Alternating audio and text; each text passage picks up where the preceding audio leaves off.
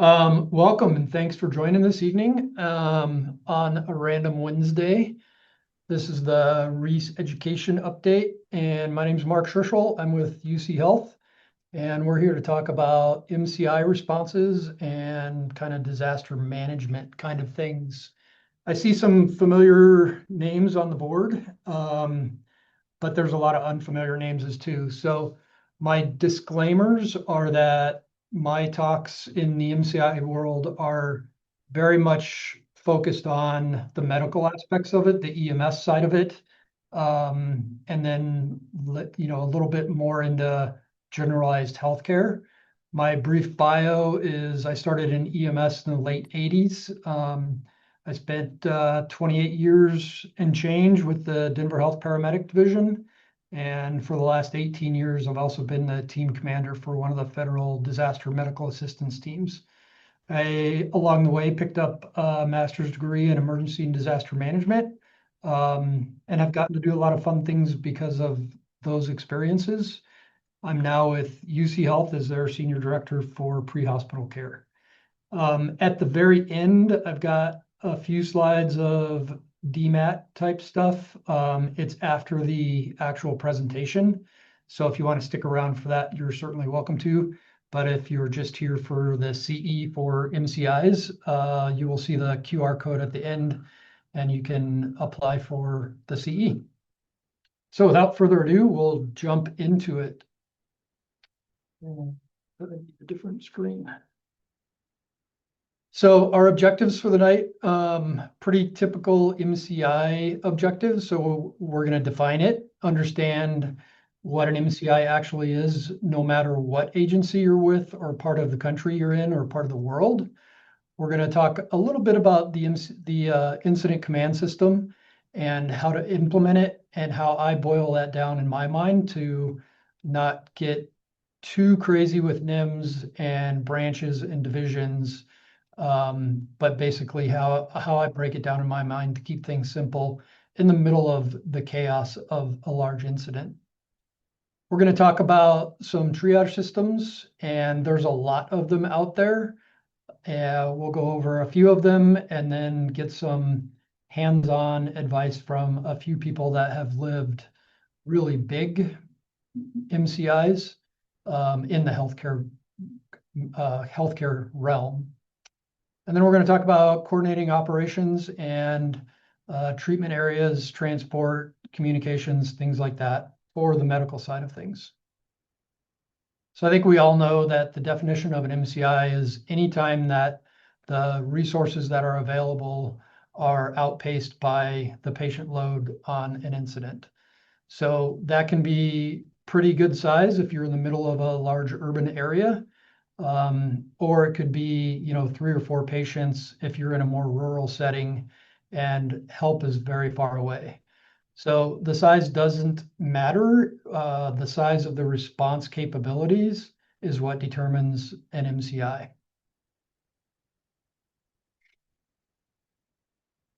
We don't hear about this much, but I think it's worth mentioning the difference between an open and a closed MCI.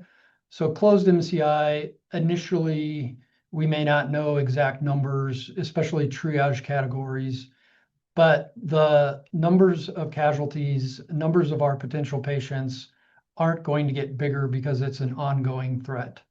Open MCIs, you really got to think about, additional patients, additional harm to people, including people that are responding to the incident, and active shooters, hazmats, things like that, even the pandemic. So Alicia's on, and she's a big part of the DMAT team.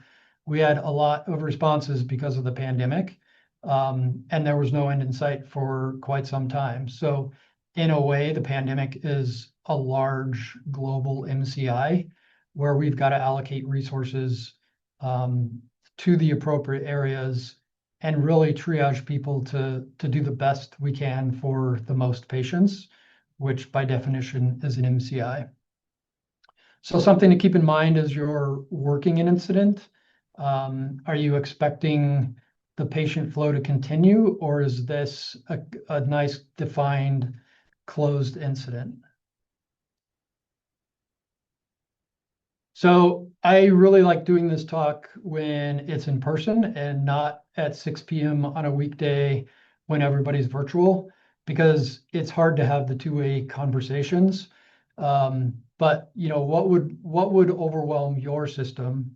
And rather than try to bait people into coming off mute and discussing their systems, we can just all think about, if we're in rural Colorado and we have one or two ambulances scheduled per 24 hours, and our staff is dispersed, through multiple counties. It's a long ways for them to get in. Add in a little bit of weather. You're going to be on your own for a period of time before any other help arrives. There's mutual aid agreements, there's adjoining systems and counties. But the more rural you are, the further away help is going to be. Same is true for hospital bed capacity. In the middle of Denver, if you put up a bed count request, you can get pretty decent numbers pretty quickly with not a lot of information. If it's a real event and you have 100 or 200 patients, there's a lot of levers that can be pulled to do early discharges, cancel elective surgeries, move people into discharge lounges, expand space in the hospitals. So there's quite a bit of capability in an urban area. The further out you get, the less those capabilities are something that you can apply to an MCI. How many people are on duty? If you're a large department and you've got lots and lots of resources, you've got lots of tools in your tool shed that you can bring to bear on an incident, and maybe you don't have that.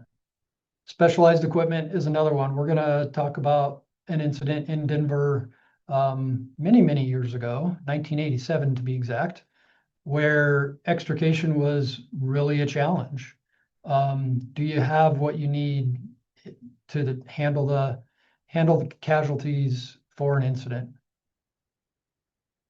And another disclaimer, so I've got a couple of examples in here. I really hope that nobody has any personal experiences with them. I think there might be one person on that has some personal experiences with Continental 1713. The other one I'm going to talk about briefly is the Station nightclub, because I think it's a really pretty poignant example of how an MCI can happen, when you least expect it. So if you do have personal portions of those incidents, please forgive me and feel free to drop if it's something that's sensitive for you, because I imagine it would be. So Station nightclub, it was February 20th, 2003, so it's been a bit, but I think many of us remember that one. It was in Rhode Island. It was a Great White concert in a very small venue. The capacity was technically 404 people inside that venue. The people that were actually inside during the incident was 462. So the place was, really wall-to-wall people. The owner of the club had put some sound barrier that was just polyurethane foam on the walls and the ceiling around the stage where the band was playing. Fire inspectors did catch it on one inspection. They missed it on the most recent inspection, and they didn't really, push to have that removed. When the band started the negotiations to have this concert, the owner said no pyrotechnics. Like you can't have any pyrotechnics in our building. The band did not either hear that or listen to it. And they had one little pyrotechnic set of flares. There's like 3 flares. Ultimately, the thing resulted in 100 casualties and 230 people injured. 230. I have this wrong. 100 dead, 230 injured, and 132 that were uninjured. So 132 of the 462 people got out of that building without injuries. We'll see a brief snippet of a video here in a second. But at 11:07, the pyrotechnics ignited that polyurethane foam that was on the walls and the ceilings. Within 30 seconds, the flames were pretty well developed and smoke was enveloping into it's like a strip mall type bar. And it happened very, very quickly. In the after action reports, many of the people that were inside, they didn't even get that it was an actual incident. They thought it was all part of the show for about 30 seconds. And within 45 seconds, the smoke and the flames were really significant. That was all compounded by some choke points in the exits. So the main entry was a narrow hallway to get out the main door. There was a couple of other exits that were designated as fire exits. One of them was being blocked by security for band access only. The other one was kind of around the corner and in the back, and most people, even some patrons that had been there multiple times, didn't even know it existed. So we'll see a little clip of that here in a few seconds. But the response was pretty remarkable. So the first 911 call came in 40 seconds into the incident. However, within 5 minutes, flames were breaking through the roof of this building. So the interior was pretty fully engulfed. And it took 6 minutes for the first apparatus to get there. So a pretty decent response time-wise. 6 minutes to have an engine on scene, not bad. Ultimately, it took them a little over 2 hours, almost 2.5 hours to get all of the patients delivered to the hospitals. And there was about 60 different ambulances that showed up to transport people from the surrounding communities. So I'm just going to play a little bit of this, and hopefully you can hear some of it.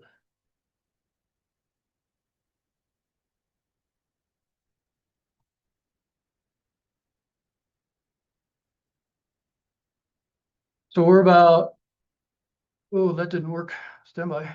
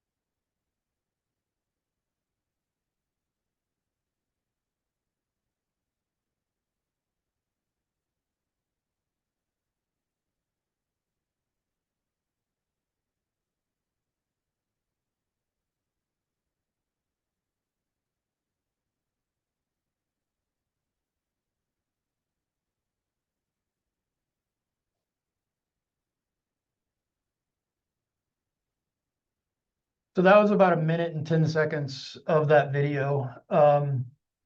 I wanted to be able to stop it and kind of annotate as I went, but it wouldn't let me do that. The first like 30 seconds after the foam started catching on fire, the band's still playing, people are still rocking out, they're holding up their beers. They didn't even know it was an incident.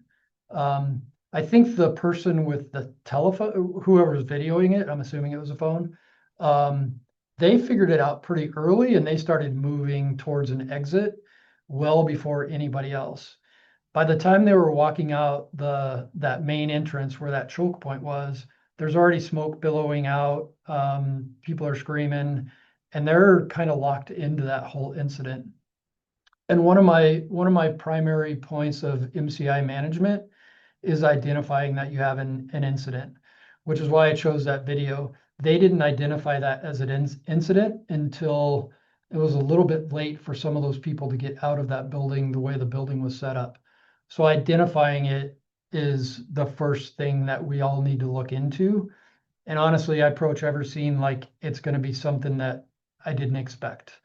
You gotta look for the clues to see that this is going to be a bigger deal, and just figure that out early on so you can communicate that and start setting the wheels in motion to have a larger response. The Rhode Island agency that did handle that, they did a pretty nice job. They had ultimately 60 different EMS units arrive. They note the same things in their after action reports that most people note. The first one is communication channels were overwhelmed very quickly. There was limited hospital notification. So there was a pretty close hospital, and then the others, staggering, a little bit further out incrementally. And one of the things that the hospitals noted was, better clarity on the size of the incident sooner would have helped them with surge space, would have helped them move patients. And particularly when dealing with burns, how to open up burn space. I think we all realize from the armchair quarterback stance that burns are tough beds to find. They take a long time for patients to be hospitalized. So the more information we can give them early on, the more they can surge and start preparing for that patient influx. The other one was there was really no formal load balancing from the scene to the hospitals. And that's something that is also important as a medical branch. If you're in a MCI, trying to control where the patients are going. So we're not simply relocating the disaster to the front steps of an emergency room. Continental 1713. I don't know if you've seen this slide before or this simulation. This is a simulation from that crash at Stapleton International.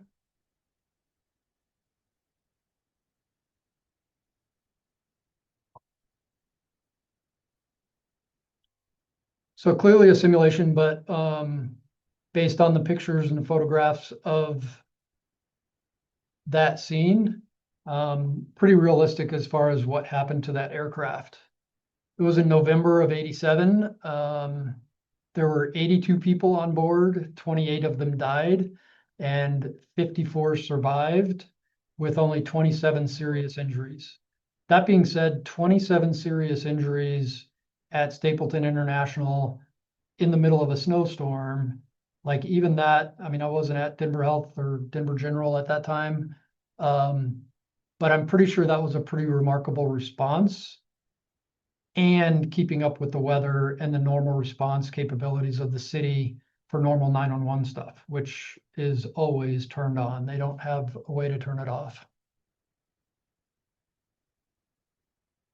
So the after action on that one, really difficult extrication, mainly because the main cutting tools they had to get into the fuselage, created a lot of sparks. And while some of the fuel on the aircraft did burn off during the crash, there was lots of fuel laying around. So fire was pretty worried about using, their cutting tools that created a potential ignition source on the fuselage. And mind you, it happened right about dark. So by the time, the extrication got into full swing, it was dark, it was snowing, it was cold. So those created some real challenges. The extrication in total for the survivors was almost 7 hours long, and it was a very cold evening. They did a pretty good job of dispersing their patients. They had a total of 10 hospitals receive patients, and triage was noted to go very well.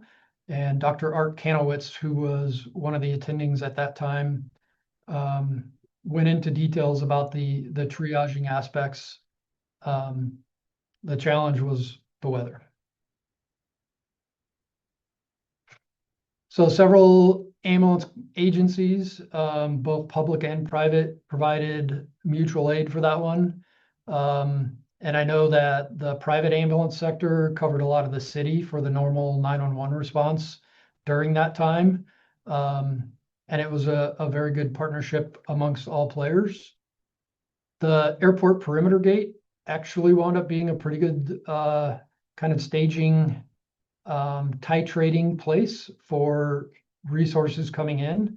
One of the things that we're going to talk about shortly is titrating resources in and out of your scene.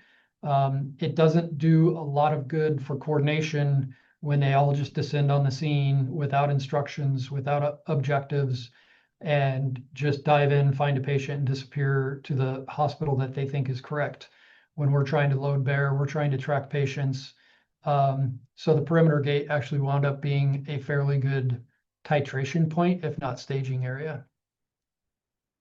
As usual, communication channels were overwhelmed quickly.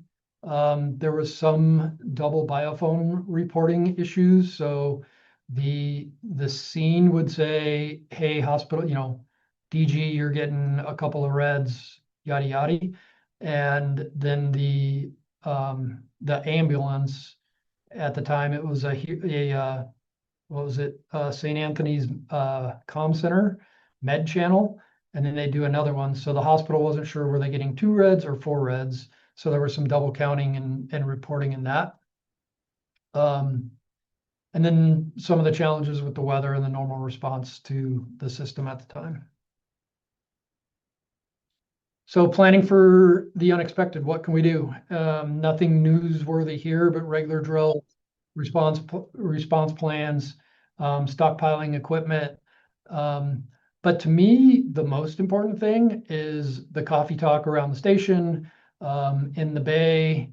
Like if you're with your coworkers, like what would my tasks be if we ran a 10-patient auto accident right now?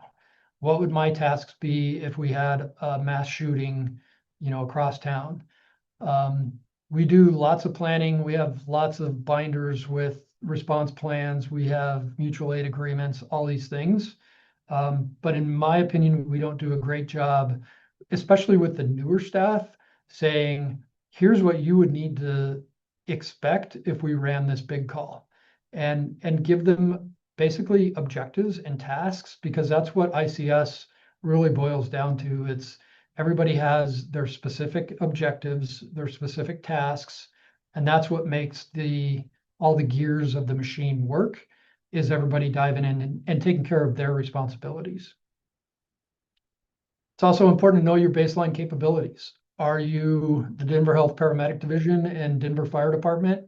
Or are you, part of a small agency on the plains of Eastern Colorado?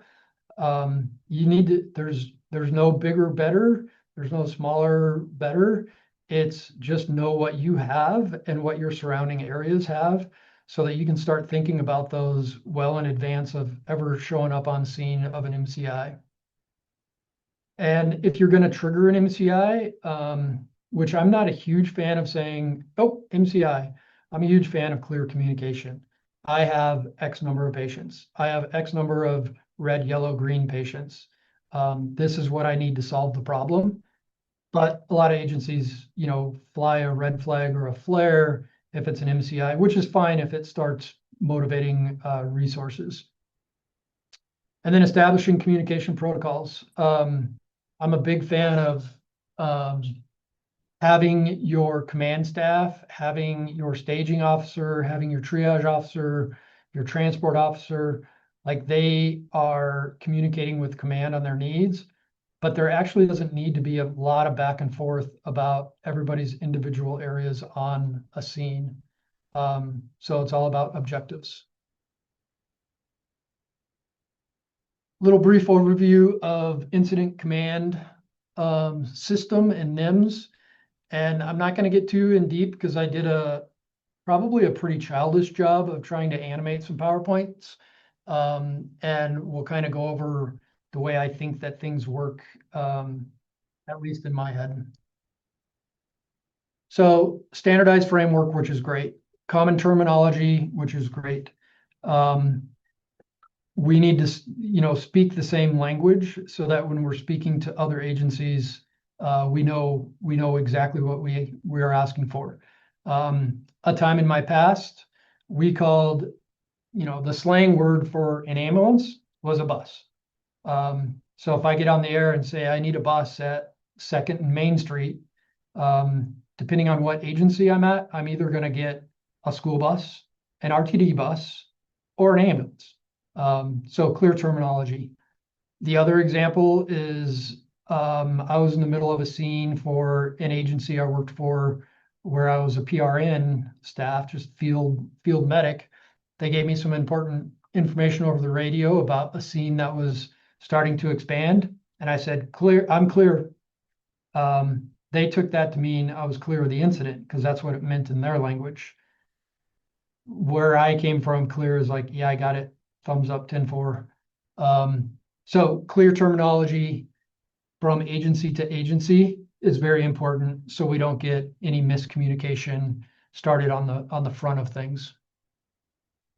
The ICS has a clear organizational structure. It's got standardized procedures, and it's all part of NIMS. They always talk about scalability, and every call should be run with ICS, whether it's a 1-unit response or 3 or 30. If we're using it every day, then it's seamless to enter into it when we have something complex and larger. Unity of command, everybody reports to a person on the scene, and that span of control of optimally 1 to 5, maybe up to 1 to 7, but much more than 7 direct reports, and you're going to lose track real quick. My favorite part of ICS is it's leading by objectives. So here's our goals. Here's your goals for your specific part of it. Let's go be successful in these objectives. As a command element, I don't really worry about the tactics. I let the individuals that have those objectives worry about the tactics and how they're going to go about, whether it's triage or treatment, staging, transport, how they're going to deal with that. As long as they're reaching towards the objectives, I let them set the tactics. It's up to them. They know, their boots are in the mud and the blood. They know what they need to do to reach those objectives. So the commander, overall authority and responsibility, they establish the objectives and approve resource requests. I like to look at it more of helps allocate resources than approve them, unless we're talking about a national incident where you're pulling in a whole nother team, big moves with traveling people and things like that. If it's more of a local thing, it's more about allocating the resources than it is about approving them. The section chiefs, I think we've all heard about the FLOP, so finance, logistics, planning, and operations. The smaller the incident, and especially if you're not reaching into additional operational periods like the next day, the next 12 hours, we generally don't set up finance, logistics, ops, and planning. But if you're looking at multiple operational periods, you should probably think about at least having someone assigned to those to start tracking, those things, costs, supplies, how are we going to deal with the resources, how are we going to deal with documentation, and then the operational components, especially with those multi-operational periods. So the medical group supervisor basically is a branch that comes off of ICS, and they've got control of the medical aspects of it. If we're talking about a 20-car pileup with 40 patients, they're in charge of those 40 patients, how they get triaged, treated. Again, I don't go into the extrication part, the fire suppression part, the law enforcement part, because that's not my area of expertise. It's certainly not my area of experience. So we're going to talk about the medical aspects of it. Operations, 4 medical issues. So triage in no particular order: triage, treatment, transport, staging. I wrote them down in that order, but that's not necessarily the order that I think they should be set up. It kind of depends on the incident. You may not do a treatment section at all, but if you're looking at so many patients, especially patients that need some treatment, when resources to transport them are going to be delayed, then I'll set it up earlier than, if I'm just waiting for 1 or 2 more ambulances, treatment may not be set up at all.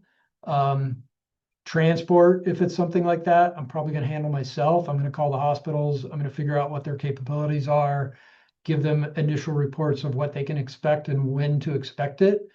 And same with staging. Like a person can handle all of that.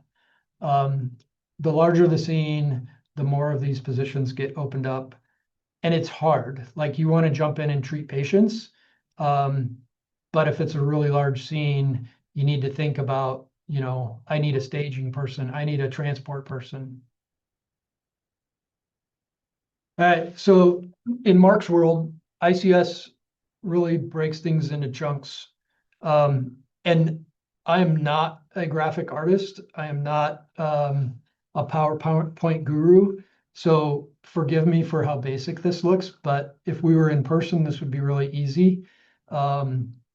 Virtual, I had to try to do something on PowerPoint to try to give some visuals for it. So here we go. You get sent on an auto accident.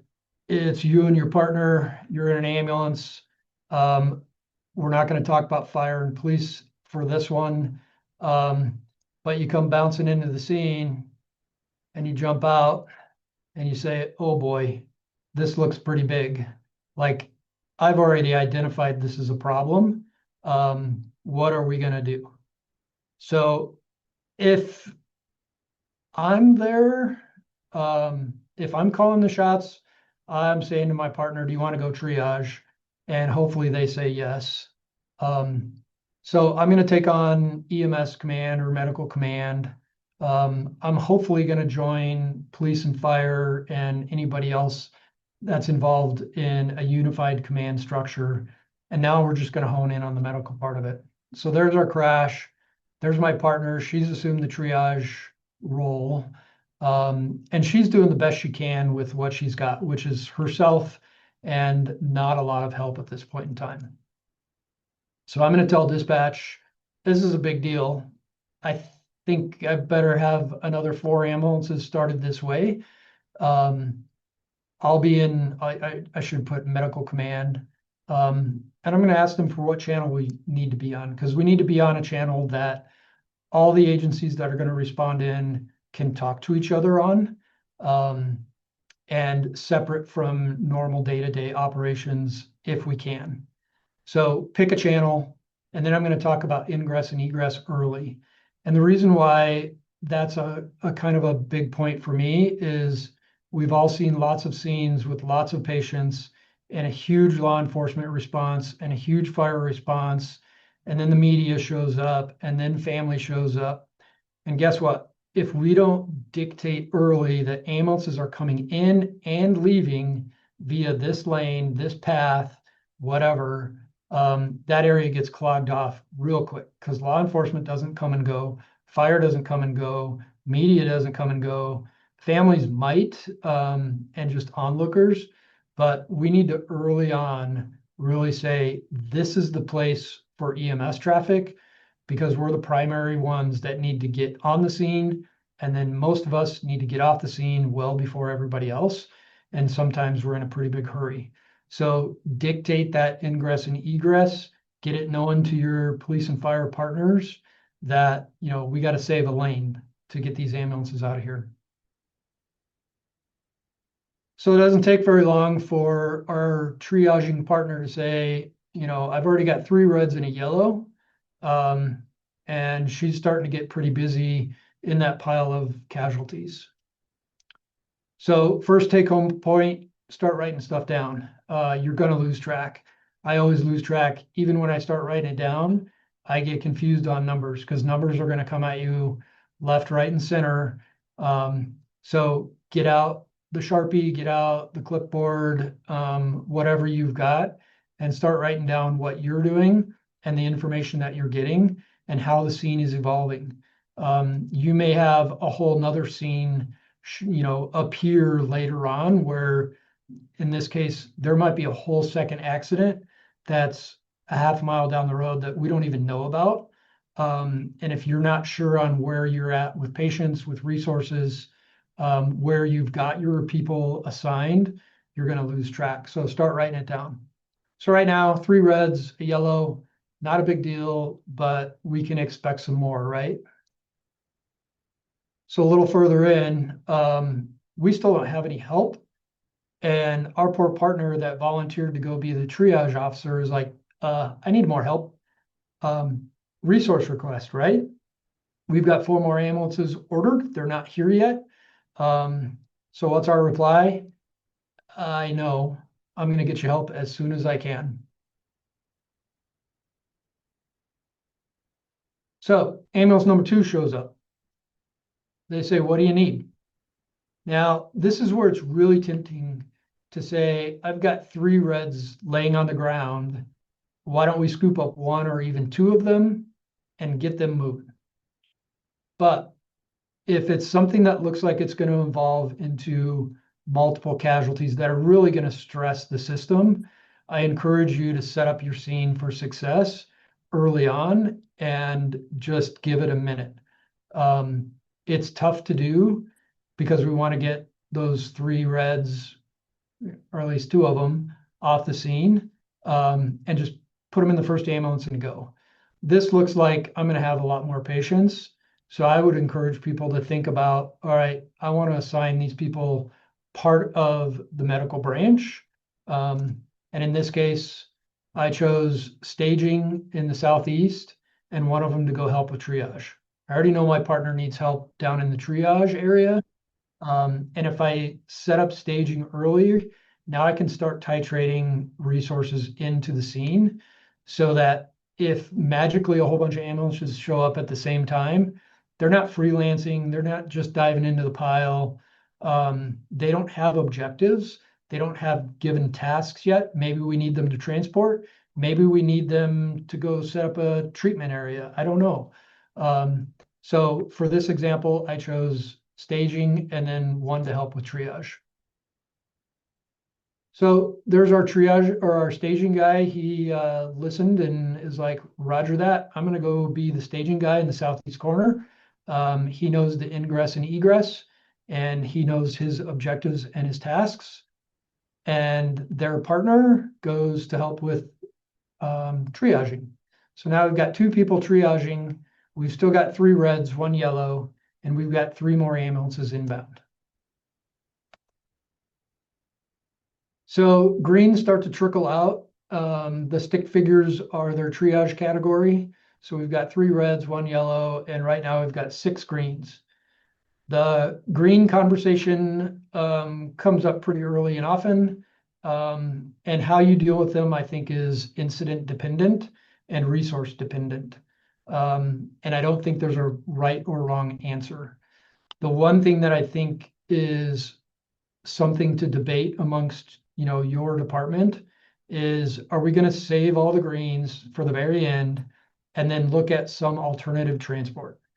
Put them all on a school bus with a medic or 2 medics or a medic and a couple of EMTs, and we can keep an eye on them as we're transporting them to whichever hospital. I think that's something that's worth healthy debate for a couple of reasons. Number 1, standard of care. So are we providing the standard of care if we're in a school bus with a couple of providers and maybe 2 kits?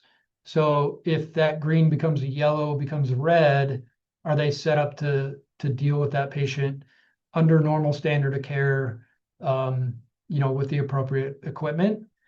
The other thing to consider is, a school bus of, say, 30 patients, where are you going to take them? And are you going to just, reposition part of your incident at the front door of the hospital?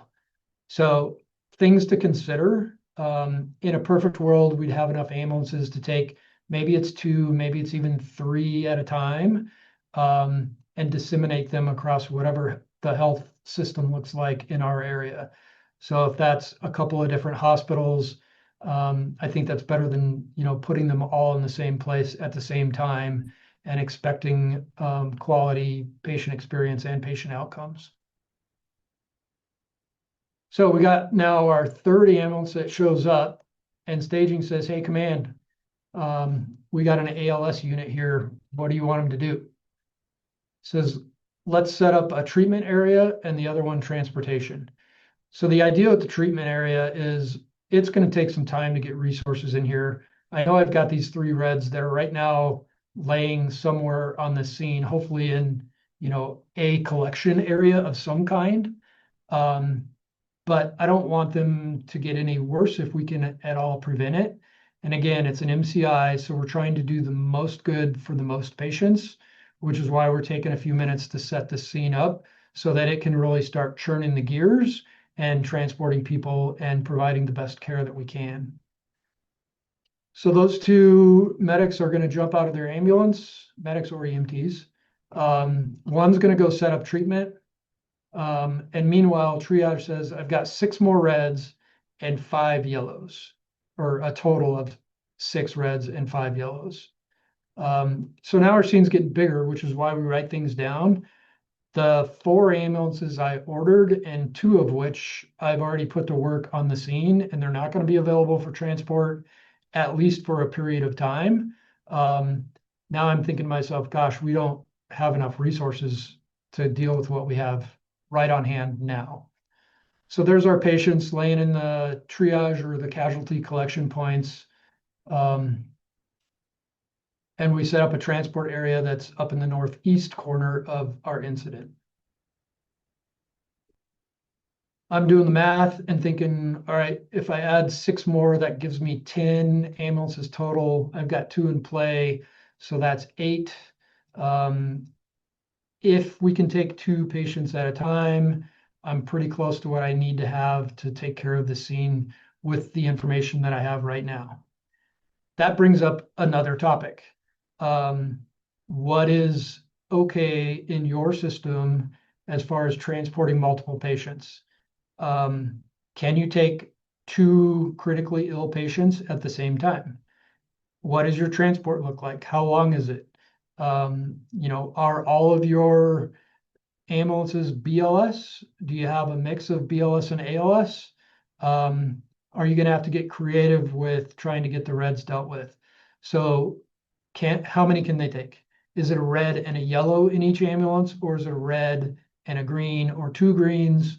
But something to think about in advance before you throw, a couple of critical patients in the same ambulance with 1 provider in the back.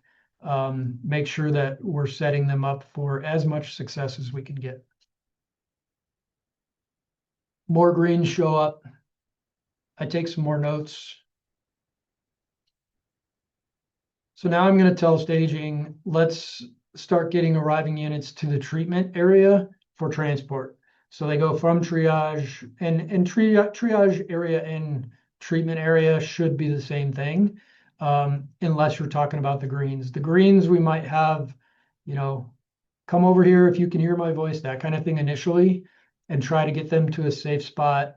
But other than that, the yellows and the reds should be in a casualty collection point that's relatively close to the scene. So our staging officer is clear on that. And we get ambulance number 3. They're going to go up to treatment. They're going to take a couple of patients, and they're going to go up to transport and say, "I got a red and a yellow. Where should I go?" So just leaving the scene and heading for the hospital, quote unquote, isn't always the best thing. So when we start talking about disseminating patients appropriately, we need to have some strategy on that and what patients are going to what facilities. Hopefully somebody in the medical branch, if not the transport officer, has reached out to the hospitals and said, "This is what we're working. This is what it looks like. What are your current capabilities?" The EM Systems has a bed count, which I think depending on where you're at, Some areas use it pretty well, and some areas it's okay. In the Denver metro area, if you put up a bed count request, you're going to get some responses.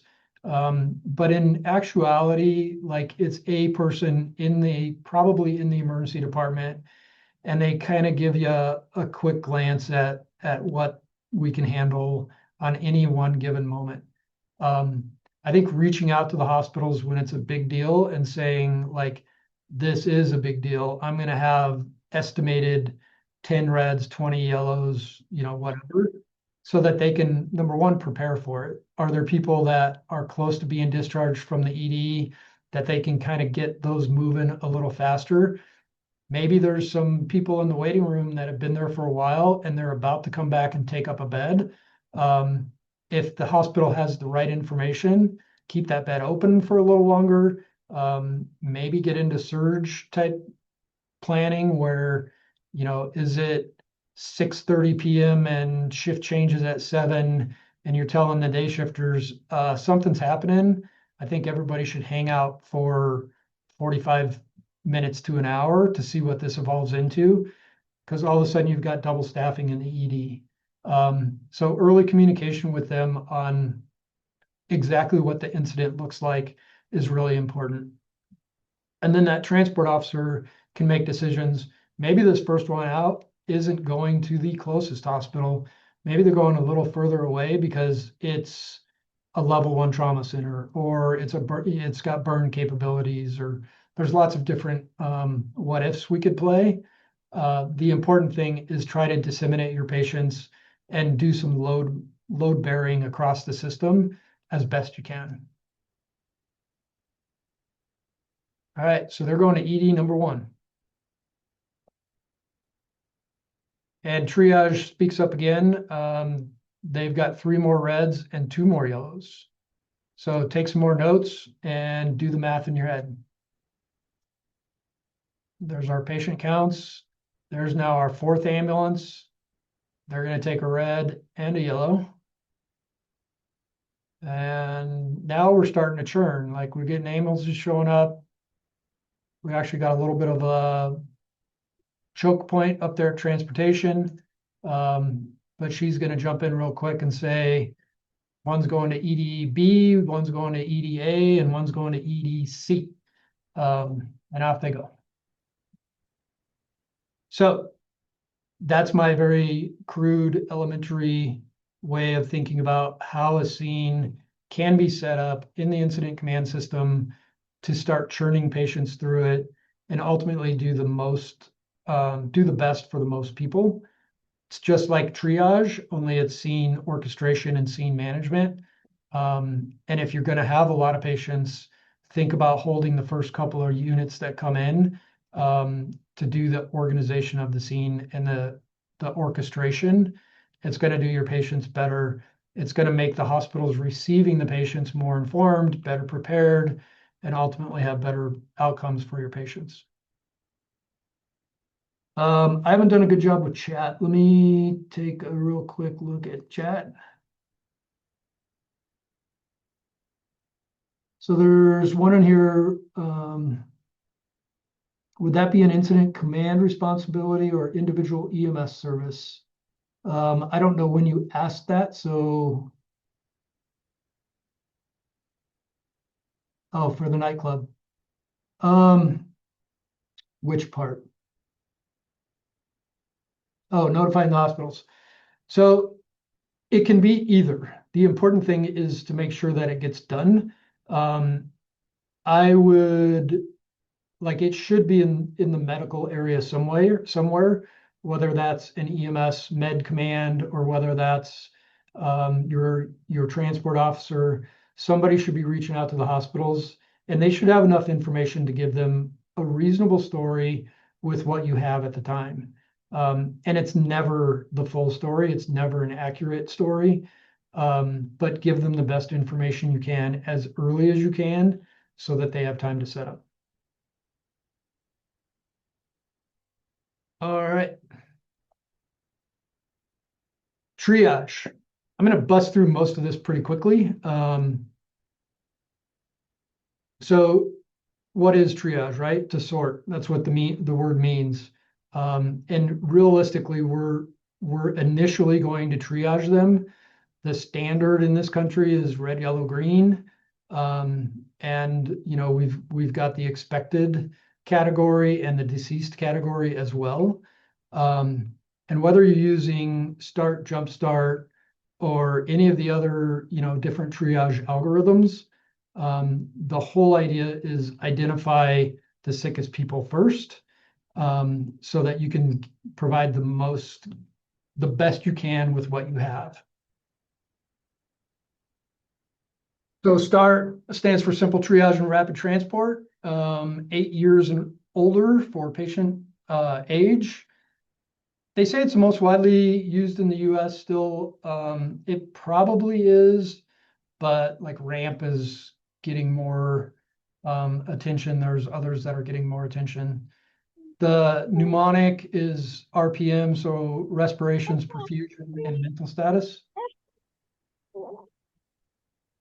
I thought that was a question. It sounded like a puppy. Honestly, I didn't do a lot of counting respirations on multiple patient scenes. Whether I was falling short there or that's just reality, I'm not really sure.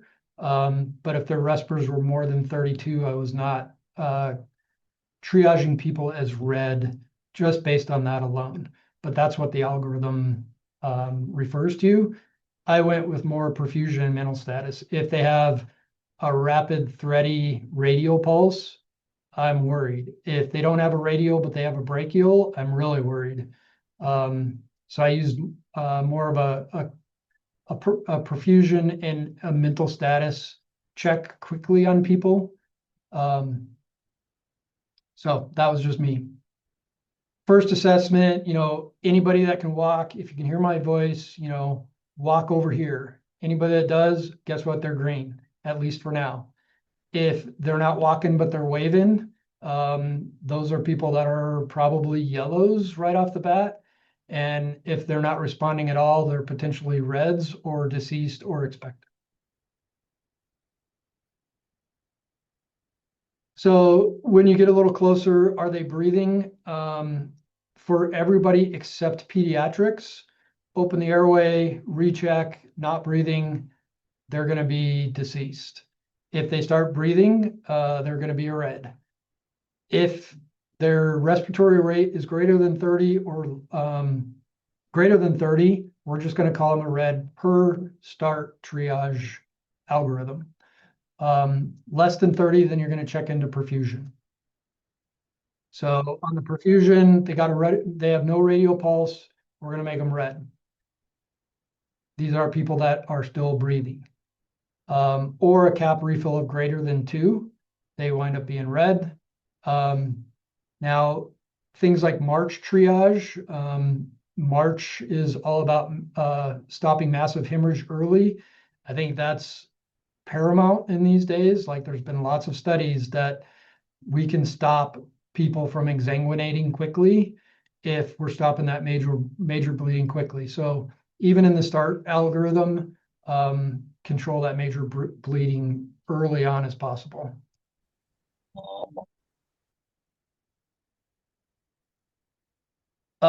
Mental status. So basically they can follow simple commands, they can't follow them, or they're not awake at all, either red or yellow in those categories.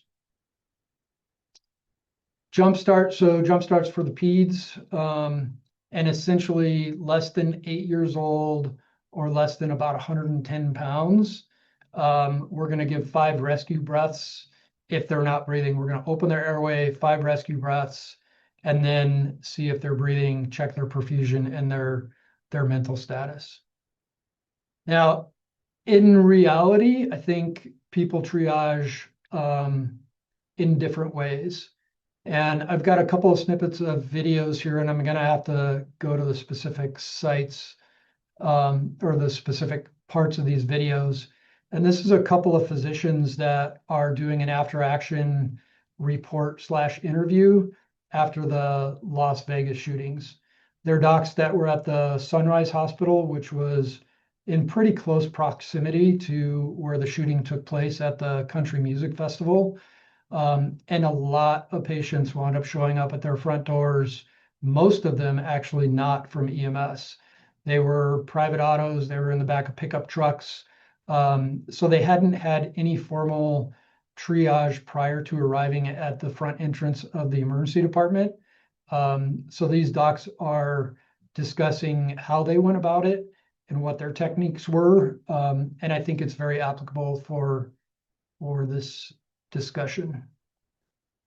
So let me find the right spots, if it'll let me.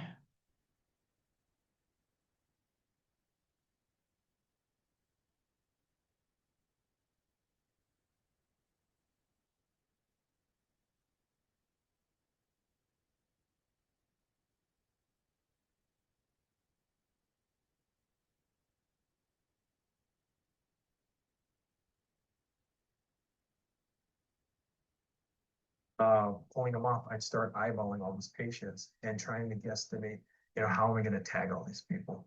Are they dying now? Are they going to die in, a couple minutes or a couple of hours, or they're probably not going to die? And that's sort of how we handle triage. Trauma surgical triage. Dr. Menace, the ER doctor, was up front, and he was triaging the patient. And then the ones that were less serious, he was diverting one direction, and the more serious patients came to my direction. And then once I started seeing, old school triage even needed to be refined. Mass casualty on this night meant dozens and dozens arriving in mass, almost 200 in total. First point of contact, simple as possible. Dying, not dying. Where did that bullet go? Nothing complex. Your eyes are the CAT scanner. So what's your next move? And how do you keep track of all of these patients and all of these injuries? Instead of tagging the patients, what we did was we would group them by severity into the different stations in our ER. So the red tags would go right into our trauma and recess bays. And station 2 is where I put what I call orange tags. These were people who were probably 30 minutes to 45 minutes before they would probably start dying on us. But if they were sort of agonal or had a thready pulse and their mental status was down, they automatically went over into our red tag section and just start getting resuscitated. So no vital signs. You're using mentation as your marker of perfusion. It's what allowed me to triage these patients in 10 seconds or less. I would look at somebody, move on to the next one, look at somebody, move on to the next one. the patients that were coming.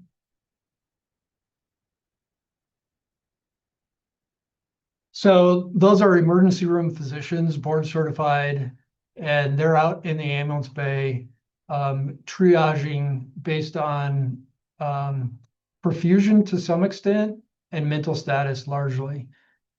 So not following a specific algorithm. And I think the algorithms are great, especially when we're overwhelmed and trying to make these decisions for a lot of different people. But ultimately, they were assessing patients, trying to look at their injury patterns, seeing how their mentation was, a quick, radial pulse, brachial pulse, where are they at right now, and then putting them in a triage area as a group. That the main physician created his own group, which is orange. And I kind of like that. They can wait a minute. They're not dying right now, but they might be in somewhere between 3 minutes and an hour. And I think that's something for us to think about. Like, is somebody that we put in a yellow area, are they yellow with us expecting them to turn to red? Or, is there kind of an orange area? Now, we're a long ways from changing the entire nation, if not globe, on triage categories, but I think it's something to think about. Later on in that video, one of the pearls that they discussed was just keep triaging. Like, you're always triaging, because some of the yellows are going to turn reds, some of the reds are either going to get better or potentially get worse. And know when you need to triage somebody out because you're wasting resources that 3 or 4 or 5 other patients could benefit from. And it's a super hard decision. Like if you're in the middle of treating somebody in the treatment area and they're red, and you wind up needing advanced life support care, and then you're doing compressions and you're intubating, like all of that time and effort is potentially time and effort that could be spent on another person.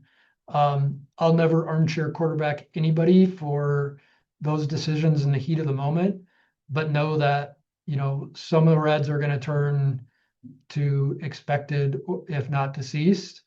And in an MCI, it's okay, and it's almost required to move along so that you're helping other people.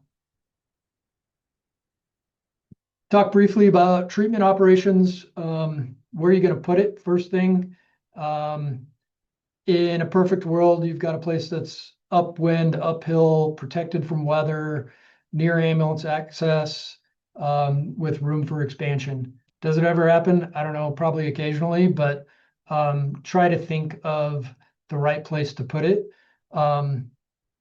Your scene's going to dictate a lot of it. In the nightclub fire, it wound up being at in a parking lot across the street, which actually wound up a pretty decent place.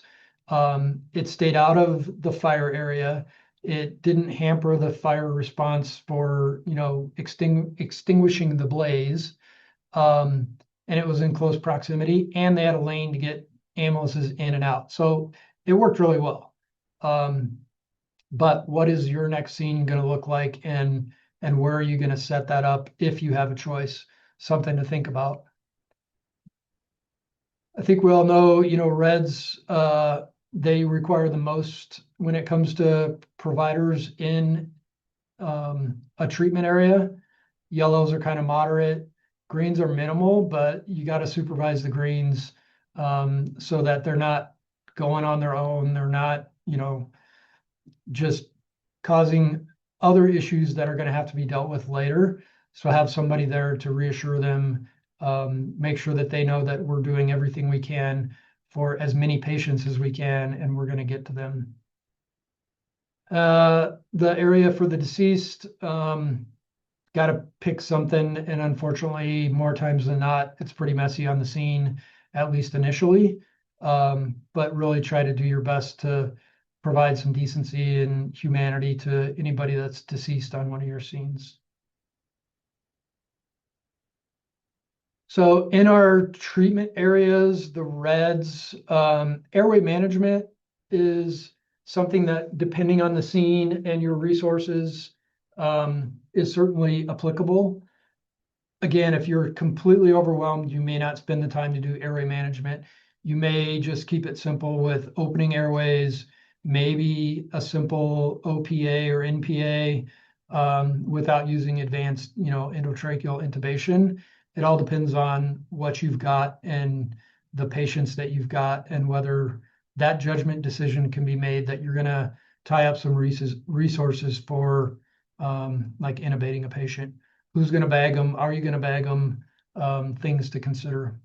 Hemorrhage control, I think, should really be first. Like, we should be doing that before anything else in the treatment area, with all the studies out about tourniquets and their effectiveness. We may be doing some needle decompressions, depending on the trauma. Is that something that is going to help somebody survive a little bit longer? Keep in mind that most of us in the field are using 14 gauge or even 10 gauge needle decompression needles, and that the lifespan on those is actually pretty short. It's nothing compared to a chest tube. It's going to kink, it's going to clog, and you may have prevented, or at least delayed, a tension pneumo. But if you're going to vent somebody's chest in a treatment area, you better keep a close eye on them, because they might need another one, or you might need to bump them up on getting them out of here if they really are developing a tension, because needle decompressions aren't a long-term fix. IV access for sure. So pretty simple under most circumstances. IO access, if they're in that type of condition, and then basic stabilization stuff. So that brings up, where are you going to get all the supplies for this? So if we go back to my first cartoon PowerPoint animation thing, my partner jumped down into that pile of cars and carnage, probably with a kit, and that's it. Now, if that kit gets put in the treatment area, how many patients is she going to be, or the treatment person going to be able to treat with that one kit? Not very many, probably 1, 2. So what are we going to do for equipment if we're going to open up a treatment area? My go-to is, as much as you can for the ambulances that come in, like, hey, can you, excuse me, toss your IV stuff, on this tarp? Can we have your IO, or at least whatever extra you have? With the exception of controlled substances, I'd say as much as you can stock from incoming units, the better off we're going to be. It brings up a conversation with hospitals. If we get in the middle of something big and we dump a good chunk of our supplies on the scene, can we restock from you, so that we can turn around and go back either into the system because there's other 911 calls to run, or back to the scene to get more patients, because we're going to have to do several laps on this thing. That would prevent needing to go back to a station or a supply area to resupply the ambulances, and may or may not be something that you do on a routine basis. So something to think about. The yellows, it's just a little bit less than the reds, with some stabilization, splinting, maybe some pain management. And then greens is really supportive care and a lot of reassurance. Remember that crisis time, 5 minutes feels like 15 or 20 minutes. And they're sitting there witnessing this whole thing, and they're definitely going to be in crisis time, and they need that reassurance that you're taking care of things and you're there with them, because it's going to be difficult for them. Patient tracking and documentation. So the state has been trying to find a really good patient tracking system for a long time. We used to have EMS track, which didn't get a lot of traction, no pun intended. Pulsera has a fairly promising tool that is for MCIs that will track patients with a scan of a triage tag. I've seen it demoed, I haven't seen it live. But yeah, it looks pretty promising. But the root of the problem is we're all super busy, we're all under a lot of stress, and tracking patients is lower on our priority list. I think if we use tags, and even if it's, a empty trash can or a 5-gallon bucket, this is where this is my red bucket, this is my yellow bucket, this is my green bucket. Scribbling down, they went to whichever hospital, like that's clues to put things back together later on. And I don't normally get into patient reunification and the challenges in that, but it's really a challenge, especially if you're dispersing the patients appropriately. They could wind up at several different facilities. Family members that were together could wind up at different facilities, and being able to track them down by the family, by law enforcement, it's an important thing that we don't think about a lot. And triage tags solve a lot of it if we keep track of them as the scene evolves. So transport communications, the written rule is reds go out first. Like we were talking about earlier, can we find efficiencies in transporting multiple patients in an ambulance? Whether that's 2 reds or a red and a yellow and a green, or a red and a green, just think about those efficiencies. I'm pretty hesitant to put 2 really critical patients in the back of one ambulance with one provider in the back, just because I know that's pretty tough on the provider. But again, it's all incident dependent and resource dependent. So think about it in advance. Technically, the yellows don't move from the scene until after the reds are all transported. But again, there are variances in there. And then greens are later. So again, we can talk about alternative transport for the greens. Are we going to call a school bus? Are we going to get a hold of an RTD bus? That kind of thing. It's dependent on your resources and what your patient load looks like. As far as communications goes, clear and concise. If the amount that we can limit the radio traffic, really the better off things are. A really well-run MCI hopefully has, less chaotic radio traffic, but I've reviewed a lot of MCIs. I've been involved in a lot of MCIs, and there's always chaos, especially when it comes to radio traffic. So try to keep that to a minimum. Use your clear terminology. Try to avoid that radio congestion. And if you can get on separate channels for separate tasks and objectives, I think that works pretty well, as long as everybody that's coming to the scene has those capabilities. It doesn't do you any good if, half of your mutual aid partners don't have channel A, and that's where you go to for your MCIs.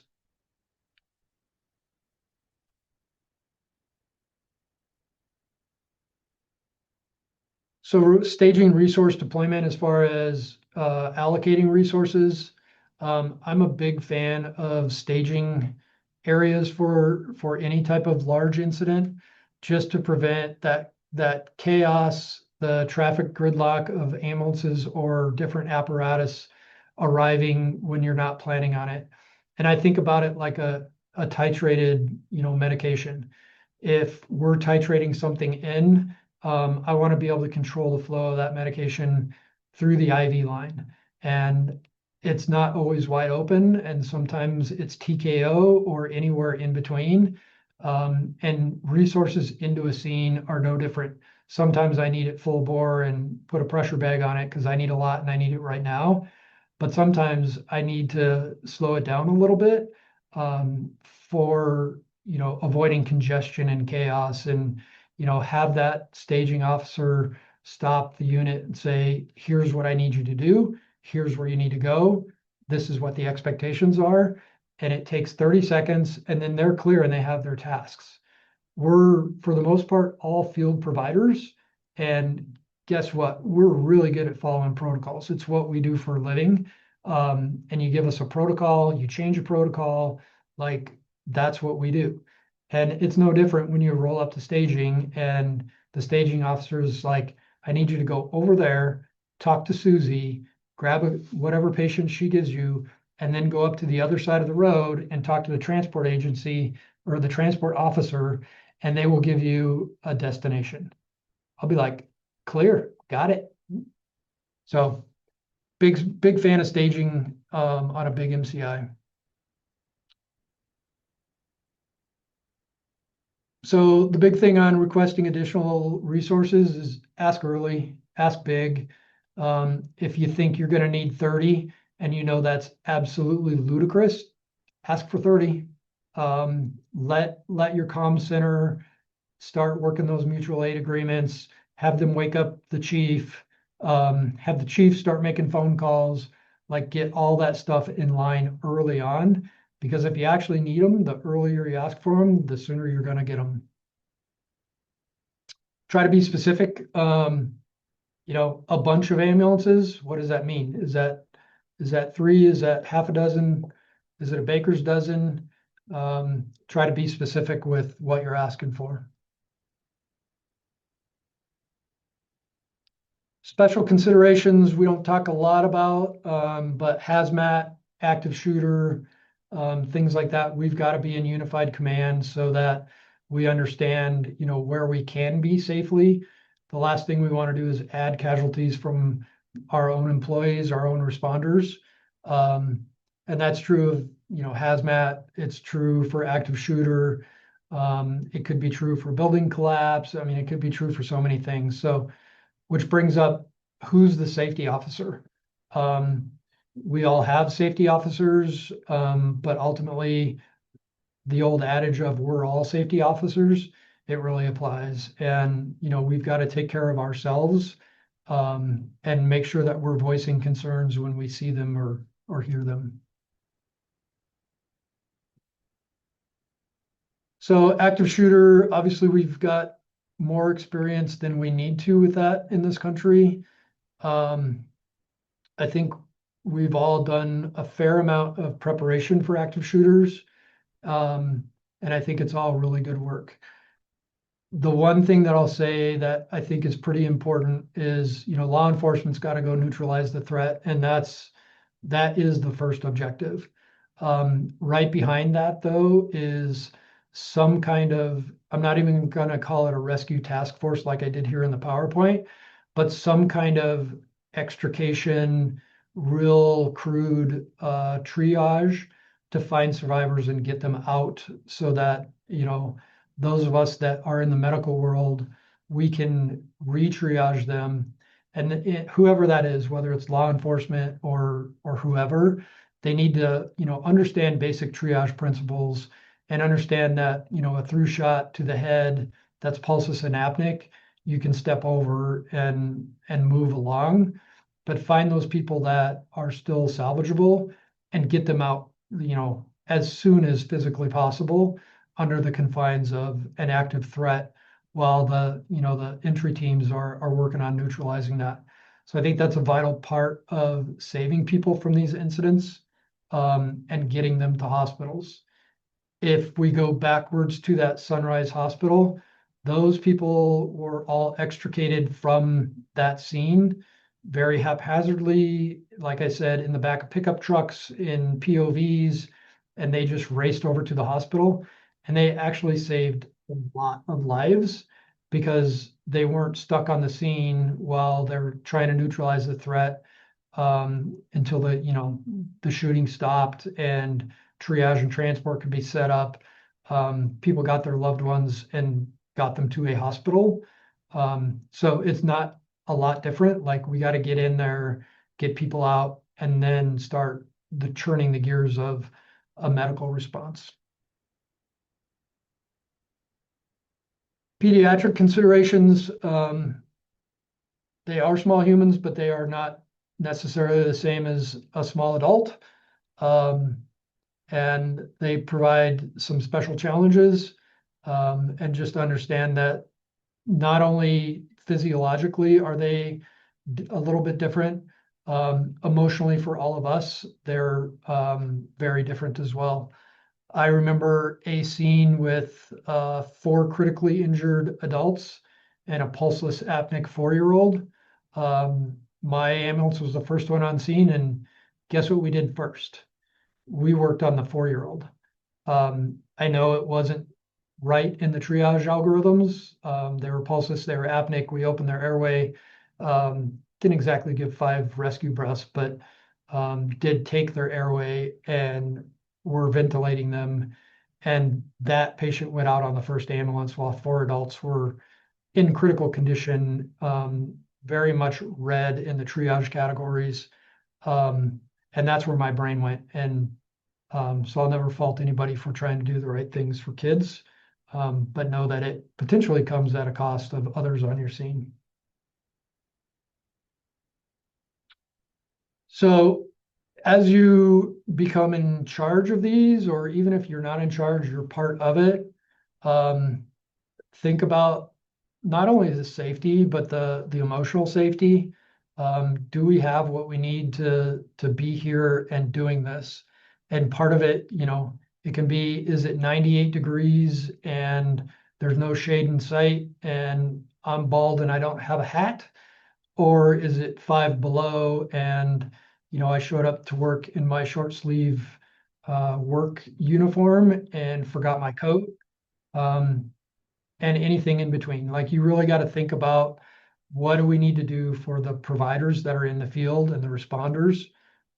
If we get into multiple operational periods, how are you going to give your people a break? How are you going to keep them warm? How are you going to, keep them cool if it's too hot? And recognize the stress factors that are involved in running something like this that can take a while to solve. And I see a couple of people on here from, the DMAT world. And, the DMATs, they'll respond to a disaster area for usually our deployment windows up to 14 days. And if it's a big one, we're staying for that entire 14 days. And it's like clockwork. We wind up working 12-hour shifts, day, night, 12 on, 12 off, 7 days a week for that entire 14-day period. And I can set a watch to it when people start getting burnt out and tired and emotionally just drained.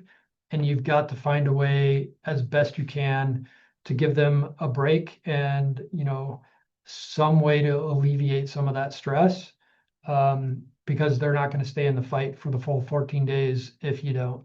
So take care of your people. Common pitfalls, freelancing. I think if the command system isn't set up early and often, we all fall into freelancing. Like, well, nobody's in charge, and here's somebody that really needs help. I'm going to help them. Is it ill intent? No. But if those objectives aren't set and those tasks aren't set, we're all going to freelance because we're in it to help our patients. But it can inadvertently really cause some chaos on your scene. Initial transport units for transport versus coordination. Like I said before, it's really hard to hold back your first couple of transport units when you've got red triage patients sitting on the sidewalk. But it's going to make your scene run smoother and more efficient. It's going to disseminate your patients better, and ultimately outcomes are going to improve if you take that few moments in time and those first couple of ambulances or resources and set up that scene correctly. Over triaging, it's common. I don't think it's necessarily a pitfall unless we're missing more significantly injured people that could be, that could benefit from earlier transport, and we're missing them. So keep in mind that, if you're triaging everybody red, then you've probably got some kind of, transport order of this one's going to go first, this one's going to go next. But be cognizant of over triage. Scene tunnel vision, super hard to avoid that for me. If I've got 10 patients and one of them is really, really sick, I want to go to that really, really sick one first. And, I can get tied up in that for far too long, and then really miss the global aspects of the scene. So somebody from the medical realm taking a step back and saying, all right, I'm looking at this whole thing. And here's what I've got. Like, Mark's over there working on this person that's peri-arrest. But there's, excuse me, 9 other people that also need attention. So here's what I'm going to do and set up the scene. Losing patients, it happens a lot. Work on your documentation, work on how you're going to track those patients, and then delayed resource requests. So identify it early, ask for your resources early, ask bigger, ask big, maybe not bigger than what you think you need, but ask big, even if it's a crazy ask, and dispatch is going to be like, come again. Say, yeah, I really want 30 ambulances responding to this scene, or whatever the case may be. Best practices, scene safety, always first. Establish your command early, establish that ingress and egress early, and talk about it with all of your law enforcement and other response agencies. Give an objective to each person that you assign. Leave the tactics up to them, but give them the objective and say, here's what I need you to work towards. Get that rapid triage done before any treatment begins, so you can at least get your arms around patient counts, and whether you even need a treatment area. Request everything early, use staging. Remember, we're going to titrate things into the scene. Do the best you can with documentation. Try to be clear and concise on the radio, and adapt and reassess continually, especially in triage, like keep triaging all the time. I had some practice scenarios in here, but honestly, I don't think they're going to be a great use of anybody's time since we're online. So that brings us to the QR code for your CEs. I'll leave that up as long as we need. You can scan that, and it's an hour and a half of CEs. I only talked for an hour and 26 minutes, so I'll have to leave it up for at least 4. Any questions from anybody? Feel free to come off mute and just ask away, or you can put it in the chat.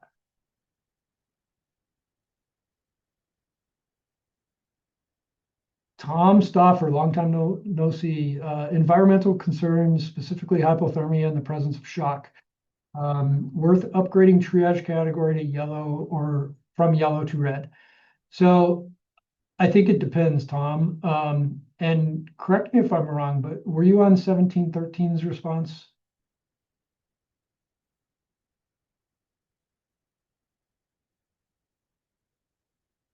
Okay, Tom wasn't there. 1713 was really cold. And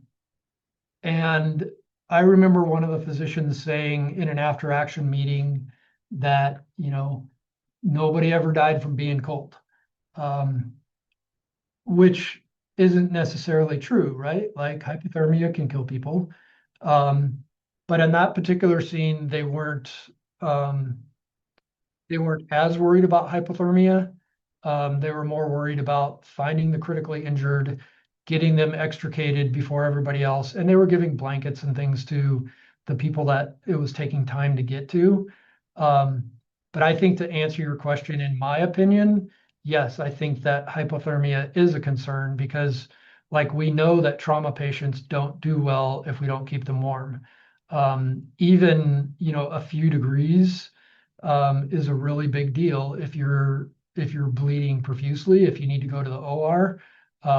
So my answer from the pre-hospital side of things is potentially yes, we would upgrade somebody from yellow to red if hypothermia were part of their experience.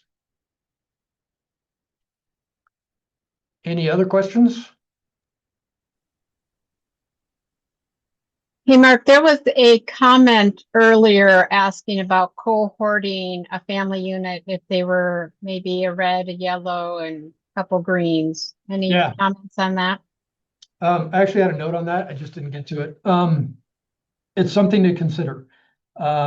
If you've got mom, dad, and a 6-year-old with various levels of injuries, are you going to, 1, try to transport them all in the same ambulance, 2, try to transport them to the same facility? And what does that look like? Are you going to take, so let's say 34-year-old mom and 4-year-old daughter, and the children's hospital is just a children's hospital. Mom's a yellow, but the child's a red. Are you going to take them both to the children's hospital? Are you going to take them to, say a level 3 trauma center that technically does both peds and adults? I don't have an answer. I think it comes up often. And I think you, as the provider in the field, you understand, the injury patterns, you understand the resources at the hospitals, and you understand, the emotional side of it. Like, mom doesn't care that her spleen might be encapsulating. She's going with her daughter that's very ill. So I think it's a judgment call when you're faced with that kind of problem.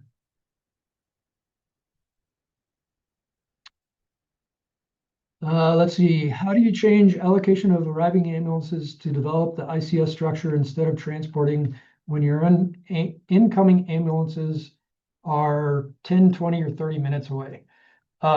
That's all part of the glorious problem of orchestrating a scene, right?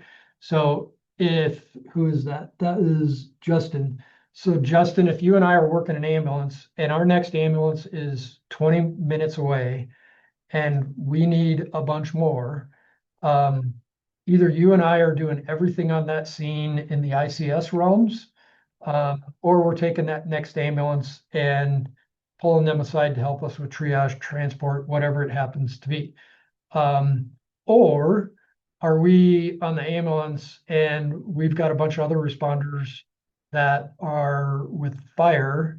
Can we, utilize them under our medical branch to do some of that work? It's all game day decisions and finding the right resources to put in place. And if our next three ambulances are 10, 20, and 30 minutes away, and we've got, a good count of patients, are there fire resources that can come help with triage, with staging, with transport? All things to consider.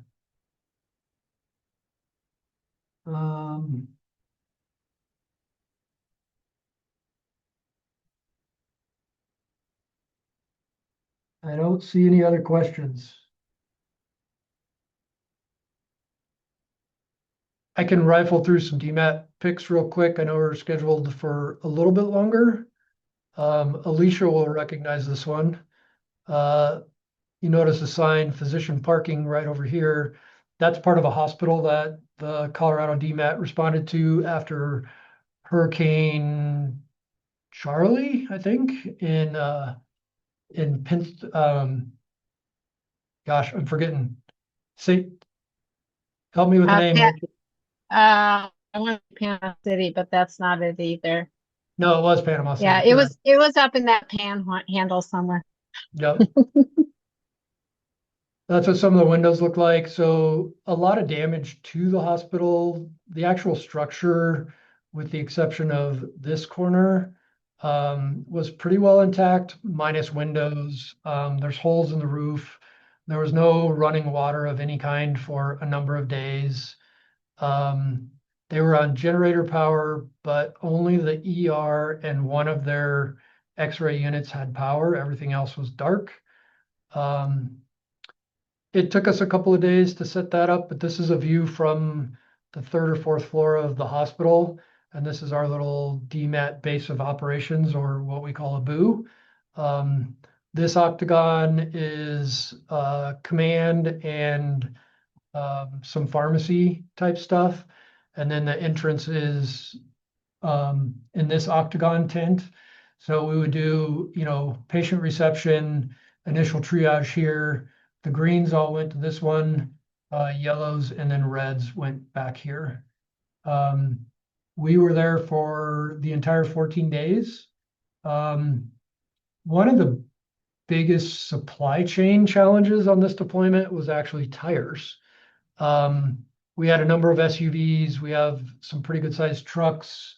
And we weren't traveling far and wide, but I think we went through 5 or 6 different spare tires, because there was so much debris everywhere that everywhere we went, we wound up with a flat tire. This used to be a stretch of homes on Mexico Beach, and most of them were completely destroyed. Some of them look like this, where the house was relatively intact, but that's not where it's supposed to be. It left its pillars 100 yards or so away from where it landed, and it floated / blew into the building that was behind it. This was Harvey in Houston. So Harvey technically was a tropical storm, but it stalled over Houston and it rained for days and days and days. And that's a view of an interstate. Those are the interstate signs that are normally, 15, 20 feet tall.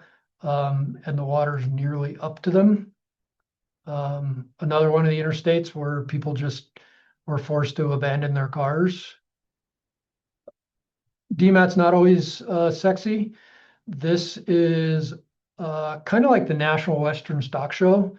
And it's one of the places that we stopped while we were trying to get from, we started in Dallas and then trying to get down to kind of southern Houston, not quite Galveston, but pretty close. And we had to stop and spend the night in the stockyards, just on the concrete floor next to stock pens. During Irma and Marie in Puerto Rico, got to do some interesting things. I was not at that one, but many of my teammates were. And it included taking Blackhawks to different portions of the island to check on people that hadn't been heard from. That's one of our teammates that was on an Osprey. So Ospreys are essentially vertical takeoff, but then they can turn into a plane. Got to experience that. This is just a stock photo, kind of what our base of operations looks like when it's up and running. Actually, no, I'm wrong. This is in a hospital. Sometimes we are staffing resources for the hospitals, and this is the IO1 DMAT working within the confines of a hospital. Our bases of operations are pretty well thought out. There's HVAC, so this is a big air conditioning unit. We have our own power, we have our own pharmacy cache, we have our own water systems, we have our own latrines. Sometimes we wind up camping in the tents, and sometimes we wind up in hotels that are nearby. All kind of depends on what the resources are that are available at the time. This one is a picture of the base of operations, or the BOO. So it's set up for full medical complement, from very basic care into advanced care. We actually have surgery teams that are part of the national response capabilities. Our DMATs don't typically do any surgeries, but we do have critical care teams that can come in and do surgical procedures if required. Haiti was a pretty good example. They were, at the time, they were called IMSERTs, which are surgical teams.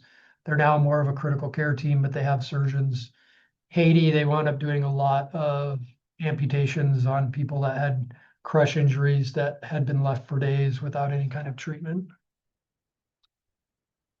Sometimes we wound up providing care at large gathering sites, whether they're evacuation areas or federal medical stations. This is a federal medical station where patients that are being evacuated wind up in, a large arena. It can be very complicated because you got lots of people with various histories and medical conditions, and now they've been uprooted from their normal routines, their normal prescriptions, and they're sleeping on cots on the concrete floor of a large venue.